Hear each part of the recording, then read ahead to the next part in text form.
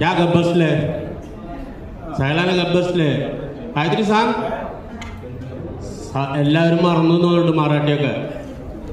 ഇവിടെ ഇരിക്കുന്ന കുറച്ചാളുകൾക്കൊക്കെ എല്ലാം അറിയായിരിക്കും. കാരണം ഒരു 90 കാലഘട്ടത്തിലാണ് ഞാൻ അവിടെ ചെന്നിട്ടുള്ളത്. പിന്നെ 2015 ഞാൻ അവിടെ നിന്ന് പോകുന്നത്. ആ സമയത്തുള്ള ആൾക്കാർക്കൊക്കെ ഏകദേശം എന്നെ അറിയാം. ഞാൻ അധികം പ്രസംഗിച്ചിട്ട് നീട്ടുന്നില്ല. കാരണം ഞാൻ വീട്ടിൽ നിന്ന് പോരുമ്പോൾ തന്നെ എൻ്റെ മോളെന്നോട് പറഞ്ഞത് പ്രസംഗിക്കാൻ നിൽക്കുമ്പോൾ അച്ഛൻ മൈക്ക് തിന്നും. അപ്പോൾ അതുകൊണ്ട് അത് വേണ്ട, ഭക്ഷണത്തിൻ്റെ സമയമാവാറായി. ഞാനിപ്പോൾ എന്നെ ഇവിടെ നിയോഗിച്ചിട്ടുള്ളത് ആശംസ പറയാനാണ്. അച്ഛനും മോളി ചേച്ചിയും വളരെ നല്ല മെസ്സേജുകളാണ് തന്നിട്ടുള്ളത് നമുക്ക്.